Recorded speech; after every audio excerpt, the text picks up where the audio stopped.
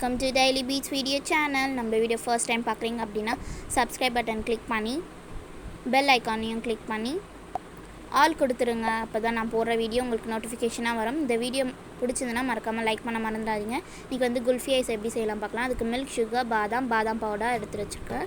பாதாம் powder, sugar, milk வந்து எடுத்து வச்சுருக்கோம். இப்போ எப்படி செய்யலாம் பார்க்கலாம் வாங்க. ஃபர்ஸ்ட் வந்து பேன் ஹீட் ஆனதும் மில்க் வந்து ஆட் பண்ணிக்கலாம். மில்க் வந்து தண்ணி ஆட் பண்ணாத மில்க், திக்கு பால் வந்து எடுத்துக்கோங்க.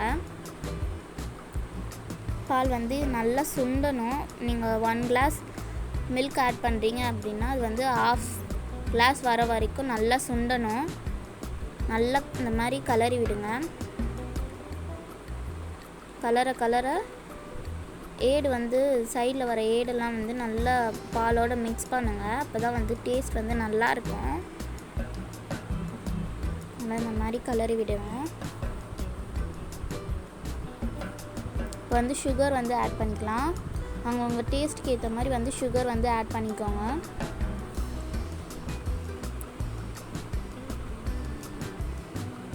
சுகர் ஆட் பண்ணியாச்சு. இப்போ அதையும் வந்து மிக்ஸ் பண்ணிவிடுங்க. பாலோட நல்லா மிக்ஸ் பண்ணி விடுங்க. நல்லா இந்த மாதிரி கிண்டி விடுங்க.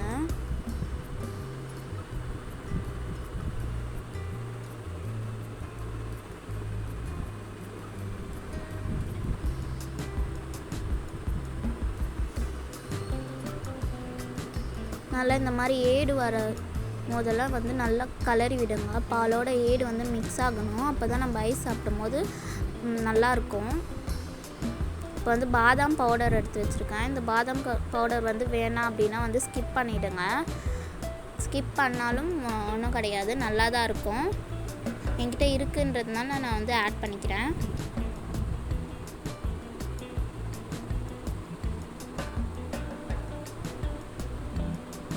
இதையும் வந்து பாலோட மிக்ஸ் பண்ணிவிடுங்க.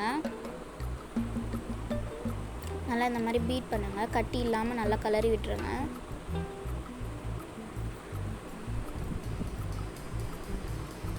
இப்போ பாருங்கள், நல்லா கலரி விட்டாச்சு, கட்டியே இல்லாமல். இதையும் நல்லா கலரி விடுங்க. இது பால் வந்து இன்னும் கொஞ்சம் சுண்டணும்.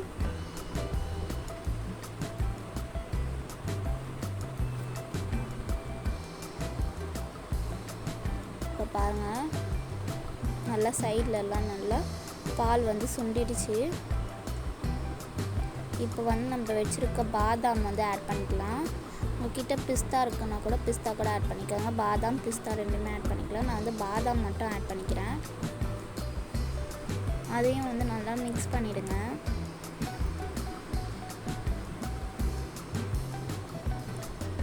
பாருங்கள், நல்லா ஏடு வருது. இந்த டைமில் வந்து நல்லா கலரி விடுங்க. அப்போ தான் வந்து நல்லாயிருக்கும் டேஸ்ட் வந்து.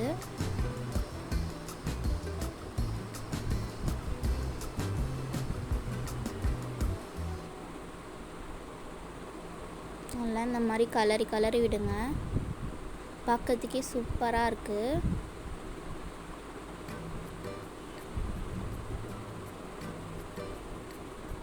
செம்மையாக இருக்குது பார்க்குறதுக்கே. இன்னும் கொஞ்சம் பால் வந்து சுண்டட்டும். இப்போ வந்து பால் வந்து கொஞ்சம் நல்லாவே சுண்டிடுச்சு. பாருங்கள், நல்லா சுண்டிடுச்சு. நம்ம ஊற்றினதை விட கொஞ்சம் நல்லா கம்மியாயிடுச்சு. பால் வந்து சுண்டிடுச்சு.